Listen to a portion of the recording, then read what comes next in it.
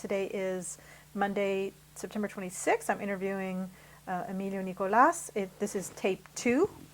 I kind of want to pick up where we left off, but before, there was a couple of things that I wanted to go back. Could you tell me your parents' names and where they were born? That's something I forgot to Yes.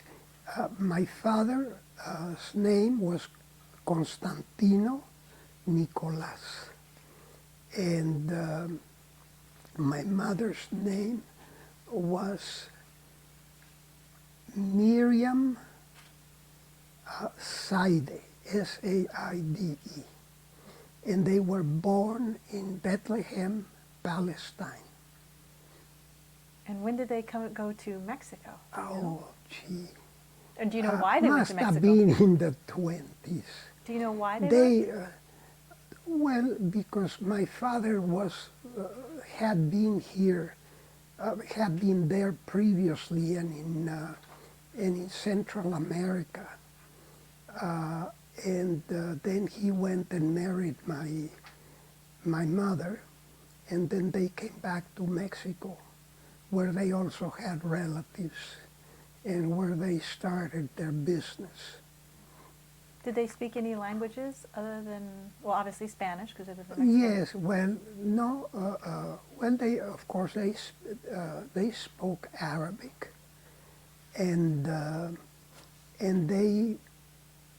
my father was very fluent, very, very fluent in Spanish, because he not only apparently had an education, but because he read so much and listened so much. He was always either reading or listening to that radio of his in those days. They didn't have great newspapers, I mean, other than the Mexico papers, but they did have a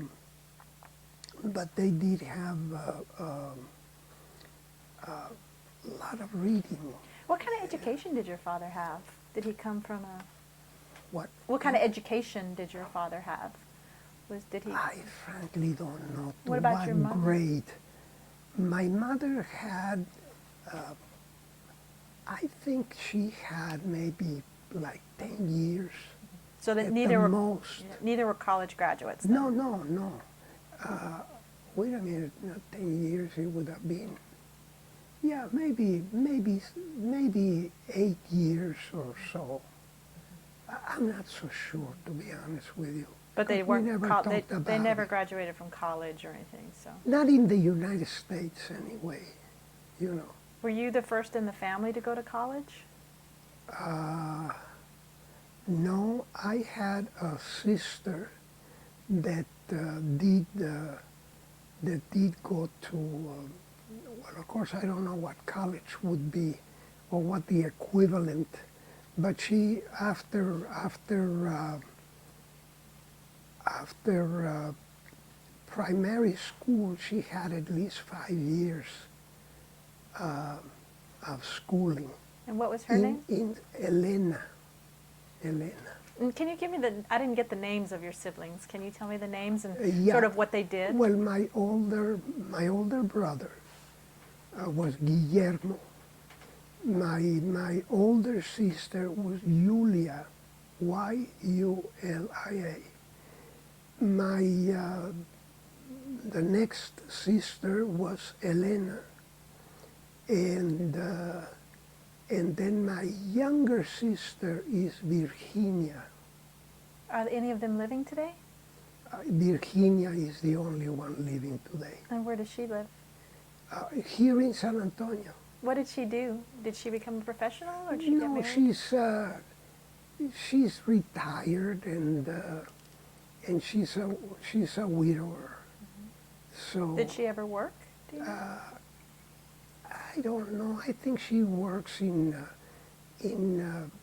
tries to help, projects in her church, mm-hmm. and. Basically, that's what it is. And what about Guillermo? What did he end up doing? Did he get married? No, Guillermo was at the store. No, he was a bachelor all his life. We always wanted him to get married, and he had opportunities to get married, but he didn't. Did he have any children that you know of? No, he never had any children. And then, the next, Julia had 5 children, and then And she married? Elena, Did Julia get married? yes. And did she Yes. ever work, or was she No, the she housewife? was a housewife, and she lived in Tampico, and then the family moved to San Luis, and she died a couple of years ago. So she never moved to the United States. She stayed in Mexico. Oh yes, yes, no, they never wanted to come over here. I tried to get my mother to come and live here, and my father, and they said, "What are we gonna do here? You know, you want me to sit on a rocking chair and get old, and and besides, her whole life is done there. All their friends are there, They would be like strangers here." And then the other sister? And the other sister Elena? is the one, no, Elena, Elena? also, she had her store, and they did these gorgeous dresses. People came from all over to get those dresses. People went from San Antonio to buy those dresses. And where was her store? In Rosita, Coahuila. And let's see, and I told you about Virginia. Yeah. She's here. And did Elena get married?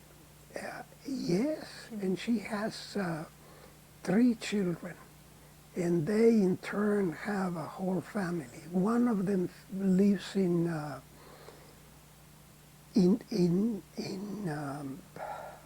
Austin now, but he lives in Monterrey.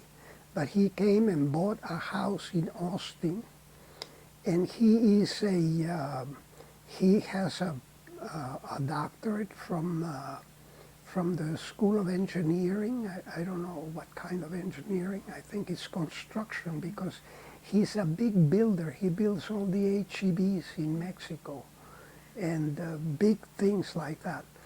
And the other one is the other one has also a PhD in These are her son or daughter? Son or other no, son? no. This is, I'm talking about my sister Elena's Kids. 3 children. Yes, they're 2 children, yes. So one of them is a civil engineer, I guess, but he's got a PhD on it. The other one, and he's very, very successful. He's a big construction company in Monterrey. But he just bought a house in Austin to bring his kids and wife and family, and he flies back and forth, like most Mexicans that are coming, Now, Then the other one is a doctor in petroleum engineering. He worked for the big petroleum companies here, and he worked for the I forget the name of it, the big oil company in France, which is owned by the government. And he lived there with his family for a few years, and they came back, and he lives in Houston. And the other one is the only girl she had, and she has 2 kids, and her husband worked with the government. Now he's in his own private business in Mexico City. Now, when we left off in the tape 1, we were talking about you going to St. Mary's and finishing your degree at St. Mary's. During that period when you were at St. Mary's, did your family ever come to visit you, or did you go back to Mexico to visit them when you were working? No, my mother came a few times, but not, maybe once or twice while I was at St. Mary's, and my father, and maybe my brother, but I don't know that my brother ever came here. So what was your degree in at St. Mary's? What did you graduate with a degree in? I had a Bachelor of Science degree from St. Mary's. In a special area, in sciences or in... Well, my major was biology, my minor chemistry, and my second minor, I guess, would be mathematics. So then after you, and do you remember what year you graduated from St. Mary's? We can look it up later. 19, no, it must have been 51. Okay. 51? No, I came in on 48. 48. So in 51, more or less in that 49, time. 50. So, yeah, I came into St. Mary's, I think at the beginning of 49 or the end of, I don't know how the school year worked. But I was there 3 years, for sure that I know. When you graduated from St. Mary's, did you know what you were going to do next? No, I really didn't. Well, the only thing I knew is that I was going to Trinity to get a master's degree. And I did the master's degree, and then the only place where I could find a job in those days, and San Antonio was just nothing like it is today, you know. In fact, the land there at the foundation, if you know where the foundation is, on the south, no, on the west of town, a little bit to the south, they had signs that people selling acreage there on the road for $200 an acre in those days, you know. And people they didn't even buy it, you know. What led you to go to Trinity? What influenced you? I think we mentioned off camera that it had just opened. My influence, well, I think I had a very good experience because it's the first time that I please don't misunderstand. I am very proud that I went to St. Mary's. I am very proud that I went to with the Marists in Mexico. They did so much for me. But at Trinity, I had also a great but little different experience because they were not brothers and priests. It was lay people, you know. And these people were just wonderful people. And what did you get what were you trying to get a master's in? What was your degree? Again, in biology, mostly biology. And what did you think you were going to do with a degree in biology? Well, I thought that I could get a job, you know, maybe with one of the big pharmaceutical firms. I knew that I couldn't afford to go and get and the likelihood of getting into a medical school was so slim. I mean, I had a lot of advice by people that knew, both at St. Mary's and at Trinity. And I applied to a lot of places, but you know, they wouldn't pay any more than I was making, and I would have to leave town and live generally in a big city. But so then you got funding. You were funded to go to Trinity. Then they actually helped. No. My father paid until the day that we got married. He was very nice and very kind, but he said, I don't support married men. He told me that in his own way, and in a very nice way. And besides, I was very, very grateful. How could I feel bad about it, you know? So you got the married? only place where I could get a job was the Southwest Foundation for Research and Education, which is all now called Biomed, you know. And I don't like that change. I don't think that Tom Slick would have liked it either, because that's a name he gave it. And how did you get that job? You just applied, or? I applied. It was the only place that was doing biological research, but it was basic research. And I got very involved in that. So you were working while you were going to school at the same time? No, that was after I graduated from Trinity. Oh, after you graduated from Right Trinity. after graduating from Trinity, I went there, straight there. And I worked there for 3 years. And I was assistant to the head of research, Dr. Werthesen, who was, big genius from Harvard University and knew how to get grants and things like that. And he was the head of the foundation, and there was a Dr. Vadborg, who was the head of the institute, which is another outfit. And I knew them both, and I knew Tom Slick too. Was that the first job you ever had in the United States? That's the first job in my life, Do you remember how much you were getting paid? Yes, I was, when I started, it was $200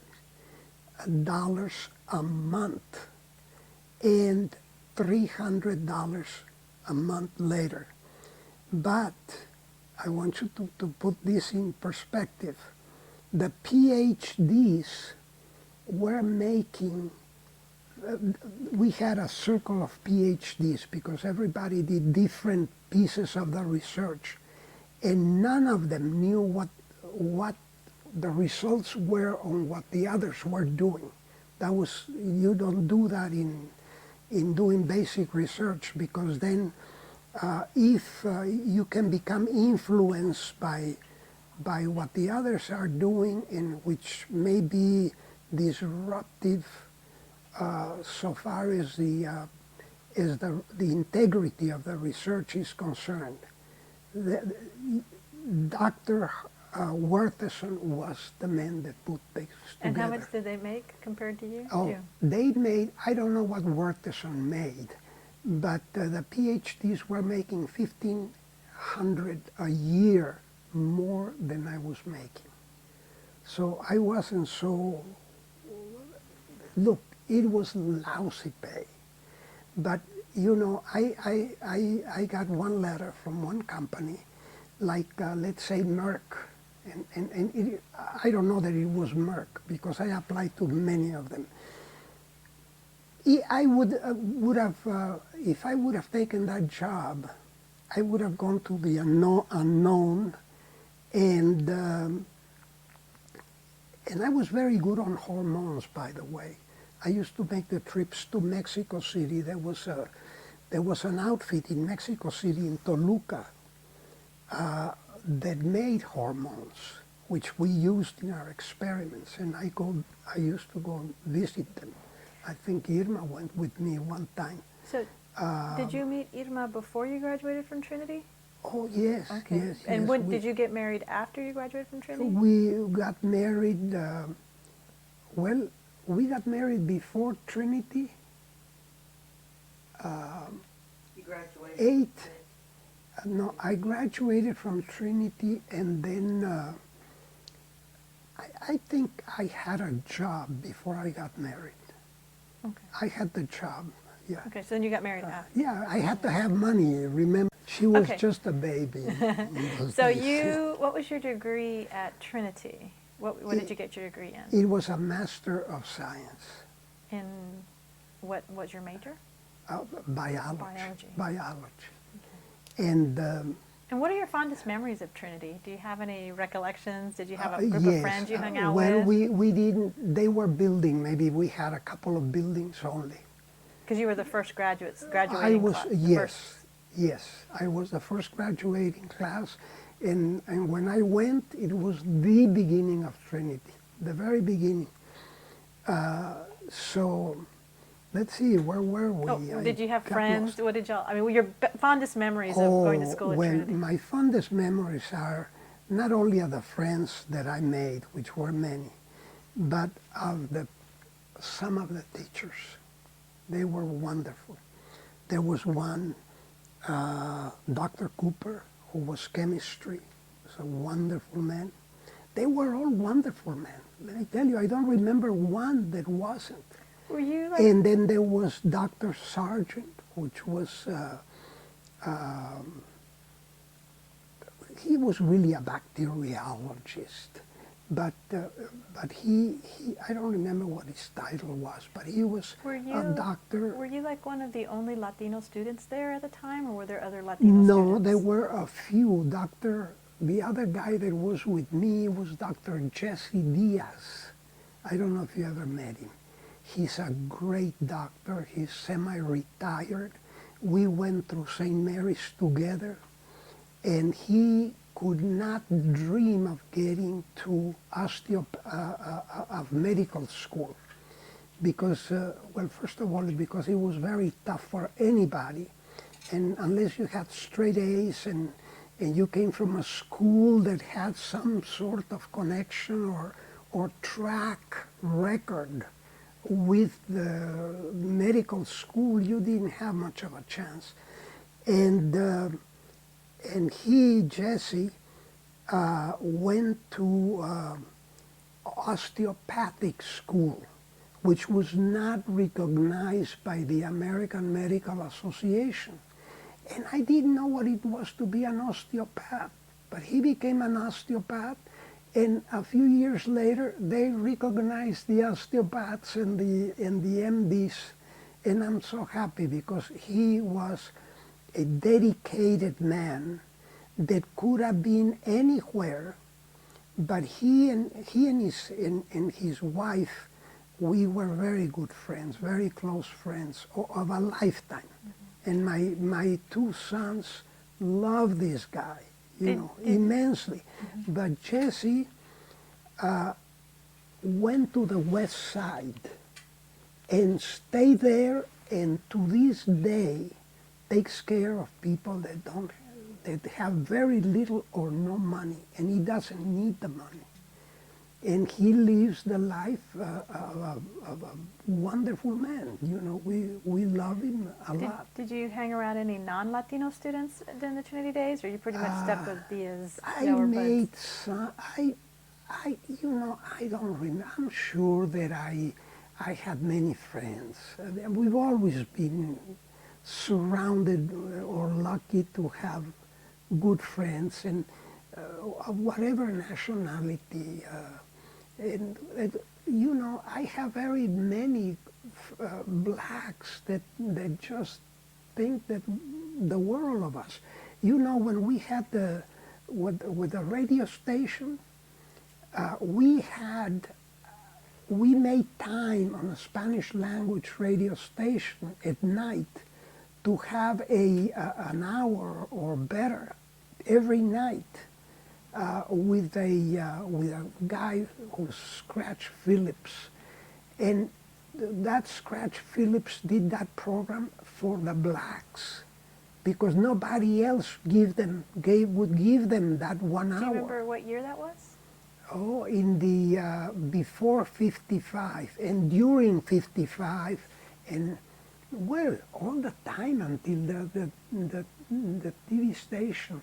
I don't remember the exact year, but his name was Scratch Phillips, and in the black community, they still miss that guy. So I met some of the greatest black artists that would come to our station to get on the program. I met Marian Anderson, This was for KCOR, example. the station? Yes. Station? Okay. Before we get too far into the station, I want to go back a little bit. Tell me about how you met your wife. That's another story. Now, first tell me your wife's name first, and then tell me how you met her. Irma Cortez Nicolas. And I went to a black and white ball, was it? Or one of those. There used to be about 3 places where you go dancing and meet the girls, and the girls would meet you. And this place was, I don't remember where, but well, wherever it was, I don't know. And do you remember what year it was? She must have been in like 48. And you were at Trinity at that time then, right? Or no, you were at St. Mary's? I was at, I was at St. Mary's. I must have been at St. Mary's. So I went to this ball, Did you go by yourself, or and there did you was go? this gal. Did you go by yourself, or was it a group of guys that went? No, I tell you, I went with a friend of mine who ultimately became a judge and was a judge for many years. And I didn't have a tuxedo, and somebody from the ROTC loaned me his suit because it fit me perfectly, and that's how I got into the place. And so she thought I was, she didn't know ROTC or anything. I thought maybe this guy is a real soldier or something. And we started dancing, and we became friends. And that's how I met her, just by mere chance. Do you remember when you met her parents for the first time? I met her mother,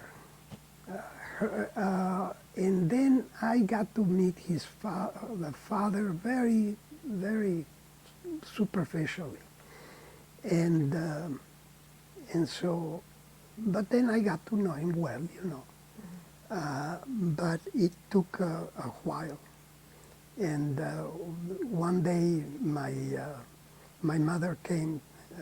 I don't know if my mother alone or my mother and father to ask for her hand in marriage. And that day, my father-in-law hospitalized himself. So my mother couldn't care less. So anyway, that's the way it all went. And then When you met her, did you think, this is the one, or you just kind of dated her for a little bit? No. No, I didn't know. But No, you I dated know I a long- liked her, Yeah. but that's about as much as I knew. But then she had other friends, girlfriends, and we used to go and have, for example, Lily. Lily is a friend of ours that I knew before we were married, way before. Lily Hernandez, I don't remember what her maiden last name was, but Lily was her closest friend. And so Lily and Lily says that she introduced me to her. And then she says that she introduced her to Ralph Hernandez. Which is And, Lily's husband. Yeah, Lily's husband. And I don't know, I cannot testify to that because I don't remember all those things. But Lily is still our friend. Ralph is dead. And Jesse's, the doctor's wife, Gloria, who was just a magnificent, wonderful person, passed away, and Jesse got married years after that again, and we're So love the guy. when you'd go out with Lily, with your wife, with Irma. When y'all dated, what would you do? I mean, what was a typical date out on the Okay, weekend? on Sundays we would go to the home, for example, to the home of this doctor who was related to, whose Lily's brother was married to the daughter of this family. It was a Mexican doctor who you'd go there, and the mother had cooked a lunch for everybody. We have a wonderful time. If not, we go to the pig stand, which was on Broadway or off of Broadway sometimes. Okay, so we were just talking about the dating years with you and Irma. And so, anything else that? So we went together for 5 years or something like that, And then after that, I had a job, and I had finished college, and I had finished the graduate school. And when you finished and you were working at Southwest Foundation, Yeah. where were you living at that time? Did you have an apartment or did you buy a No, house? we leased a small house close to the to the to the to the foundation, so that I'd be close, and we lived there for 3 years. Did Irma work at that time, or did she stay at home? No, she wasn't working. She was strictly a housewife, and then after that, I left the foundation simply because we now had 2 kids within those 3 years, and because I saw no future. I loved my work, and I worked long hours. I used to sometimes sleep on a cot at the foundation to be able to clock things that were happening on the experiment. Or, sometimes I'd come in at 3 o'clock in the morning, sometimes I come in later, but I never came home like everybody else at 5 o'clock, And I had to be there early every morning too, because those experiments don't wait for you, And what kind of things did you work on there? Was there anything significant that you worked on? Yes, very significant. Not necessarily very successful, but very significant. Number one, well, my job was to be an assistant. And besides being an assistant, the first thing we had to do that was strictly office and not the profession was that every month, Tom Slick, who was the big donor and all that, and a very nice man, he would come in and kind of really to pay us, because in those days he pulled his checkbook and he write the check for the month, every month. And so we had to have a calculation of what we're going to need this month. And so that was part of my thing too. But I was there between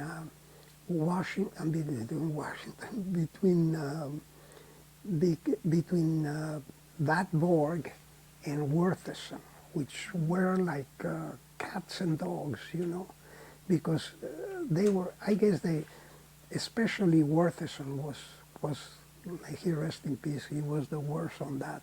He couldn't stand the other guy, and the Tom Slick just was mostly quiet, very nice. Now, I read somewhere that you had something to do with the polio vaccine or something? Yes. Can you yes. talk a little bit about that? Yes. That was another thing happening while in those years.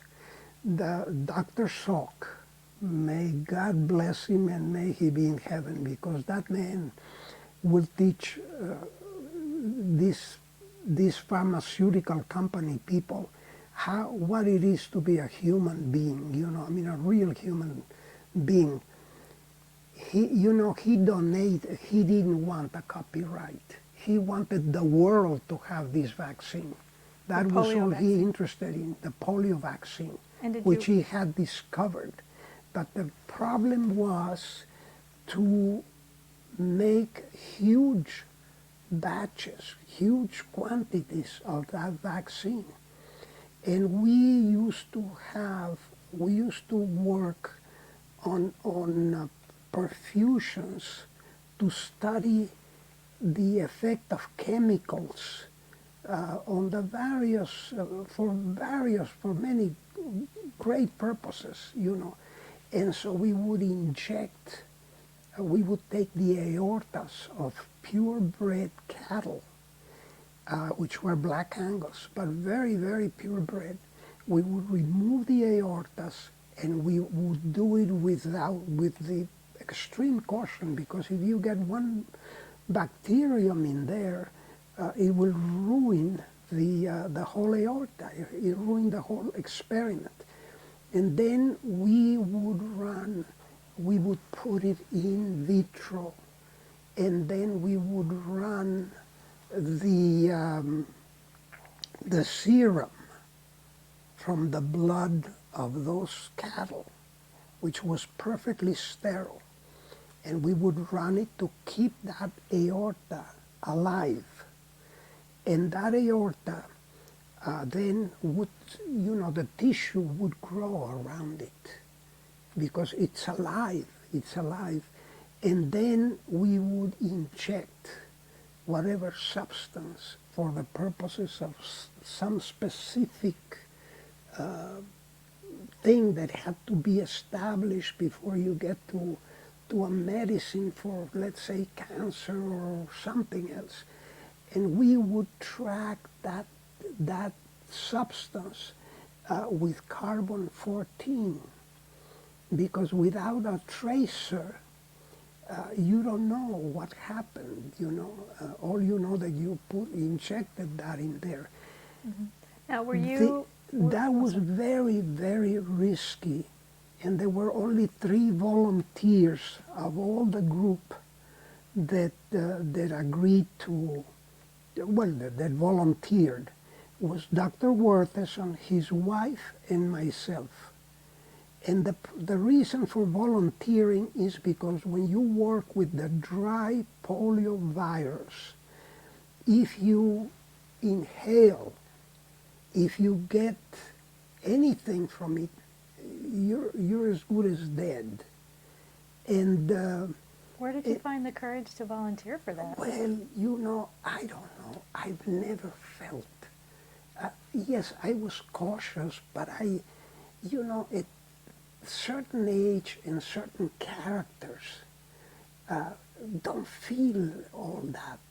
I was looking at that, and I'm not comparing myself with that young man that was driving the guy that got the Congressional Medal of Honor, and he says he never felt any fear.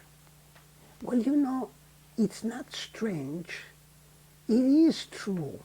There are people that feel no fear. For some reason. I mean, I don't think there's any great merit to it, because I didn't do anything that would make me feel that I said, sure, I volunteer. And besides, I had 2 kids, and if anything worried me, I said, when you have 2 little kids and it's that polio vaccine, I cannot explain to you what the deep concern that you feel in your gut, that this polio material can save your kids and everybody else's kid. And that's why I think that Salk was a very great man. It's funny, we forget about him. In the history books, are you attributed to being a part of the team that created the vaccine, or No, not at all. We were one of many people, many outfits or labs doing that all over the world. And there were many, for example, the National Institutes of Health, and many, many other organizations throughout the world were they were in the same position. And so there was a lot of money going on. And another job that I had was to read the reports, and so that we would not duplicate things. So we sent reports, and they sent us reports. And we used to get a good share of them. And you have to, for example, if you're going to spend $10,000 in those days, which was more than $100,000 today, if you're going to spend $10,000 in pursuing this track, on the perfusions, on this other thing, on polio, well, you better find out if somebody already did it, because if somebody already did it, then you're an idiot for repeating it, you know. So the work And that you were doing was primarily to try to duplicate the polio vaccine in large quantities. that's right. The vaccine was discovered, was established, was proven by Dr. Salk, for whom I have immense respect. And And you know, it's a funny thing. I don't think, you know, they give whatever the highest award is to a man for doing something, the President of the United States give him that. I don't think they ever gave Salk anything, because he's not in politics, or I don't know. I hope they, not that it makes any difference. He was a great man no matter what. were you successful in your experiments? Were you all able to duplicate? No, we were not, well, we were not successful. We did what we were supposed to do, and somebody else, thank God, found a better way, and I'm sure that maybe later somebody else got something even better. But the thing was a big hurry to have all these people to hurry up and get it done, because polio is a horrible disease for little kids. Were you, at that time? On the perfusions, there were so many things, and they were really basic research. And basic research doesn't mean that you're going to go find something now. You may find an aspect of this, and it's a step in a big ladder. Did you author scholarly articles based? I mean, I know you wrote these reports, but No. they're not scholarly, they were more scientific reports? They would never come from me. I was not in that level. They would come from Wertheson, or they would come from Wertheson and one of the PhDs if they found something. Now, But you were part of the team that would work on it. You were one of the yes, research people. only because I was an assistant. But I was just an assistant. I mean, I was not and I was involved in the work itself. But the brain behind all that was Wertheson. Were there other Not me. Were there other Latinos working there at the Southwest Institute? Are you among the only one? I mean, do you remember there being other Latinos? No, I'm trying. Yes, no, not in the research. There was a man whose name was, I think, Emilio, like mine, but I can't remember what he did. We were very few people, very few. And everybody was highly specialized, so nobody could write a paper on anything because, for example, there was one that was an endocrinologist. There was one that was a plain chemistry, you know, and inorganic chemistry. There was an organic chemistry. There was, you know, there were all kinds of guys. There was one that was on, and he's near A&M now. There was a couple. He was from Oxford, and he was a biologist, and she was from La Sorbonne, Annette, wonderful gal. Bill was a little bit too rough, but she was a sweetheart, really very special gal, and. He was working on animal husbandry, and he was developing something to extract or to get the semen from the bulls, which is used today. And then they put it into the cows, and that's why today you don't need to buy a $50,000 or a $100,000 bull. They use animal husbandry, and the guy that owns that horse, for example, that is the big winner, the 3 big derbies, you know, you pay $50,000 for just having some of those. Now, So why did we you- had all kinds of things going. Why did you leave that job?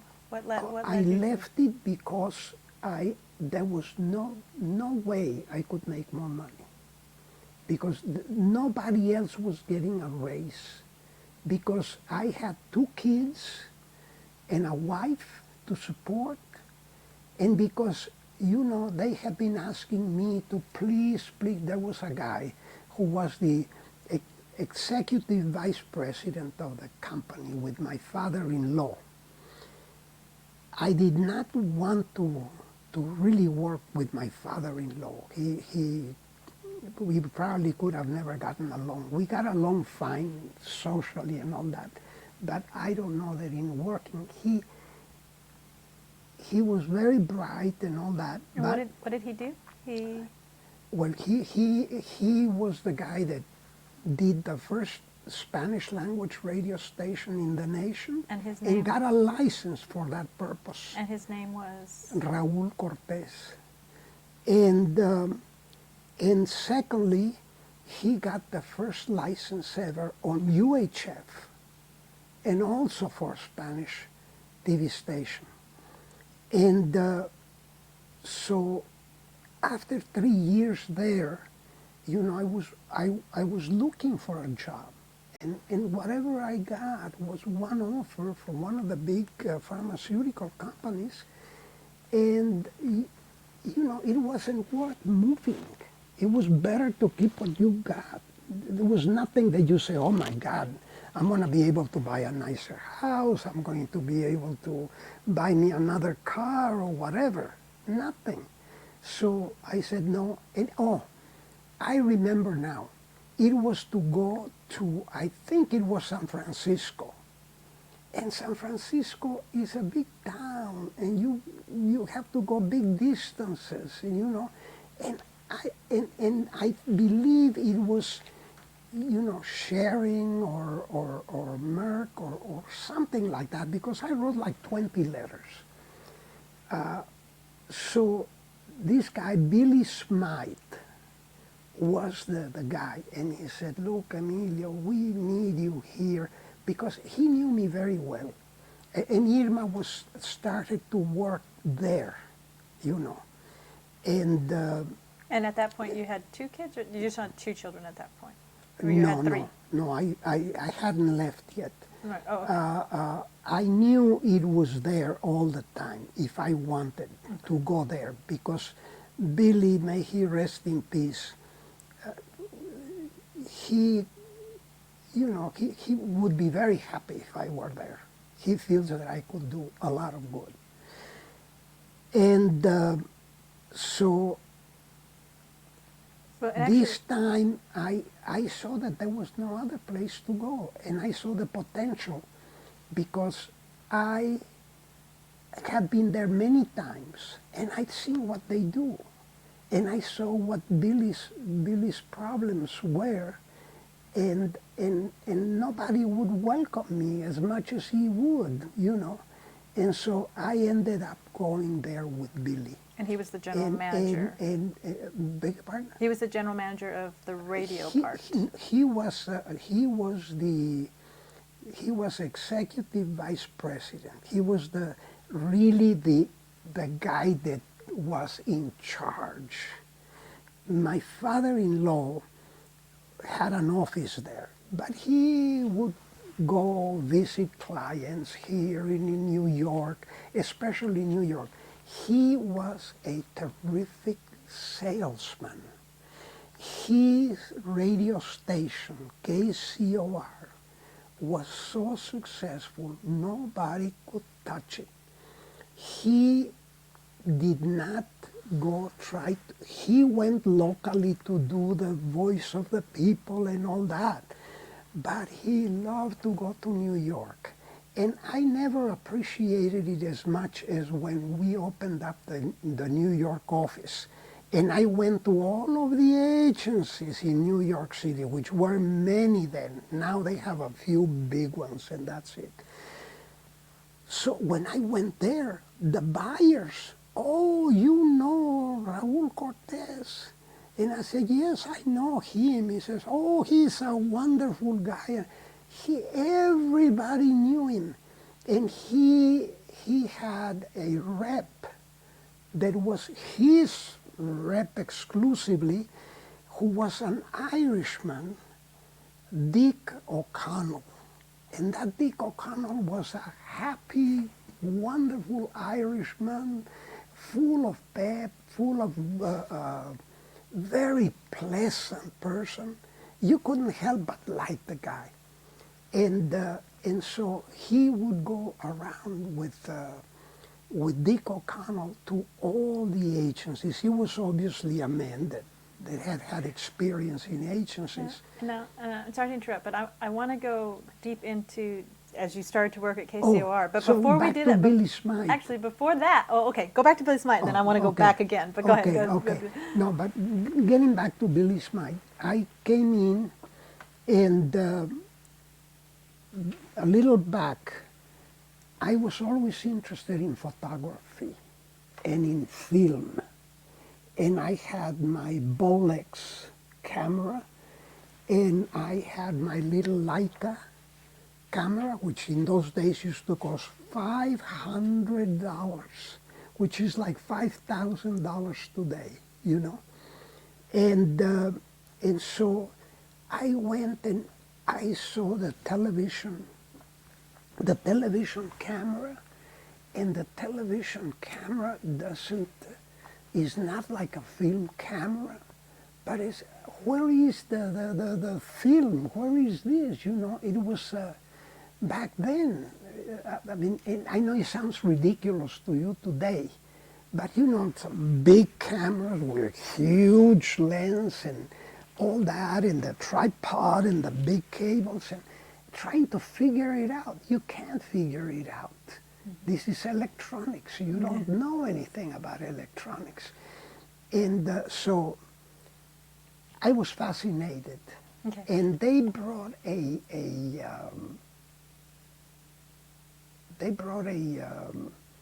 production manager from Channel 5 or Channel 12 or whatever, Henry, I forget Henry's last name. And Henry was a nervous wreck, you know. But a nice guy, but very nervous. With a wonderful wife. I don't know how the nervous guys like that get such wonderful wives. She would have been exasperated. But anyway, so Henry said, "No, you come sit here with me, and I'll show you." And he had this switcher, and he was switching from one thing to the other, and I was fascinated by it. So Well, before we go deeper into All that, right. I want to just go back, and if you could just share a little bit about how you actually proposed to Irma, to Irma. How did you ask you to marry her? How did that happen? You know, I'm sorry. I cannot remember when I did it. No, do you remember? No, don't invent anything. Don't make it look like a movie, because Well, you know what? Maybe this is a good place for us to stop and change tapes, and then we'll come back and I'll hear the story about how you proposed.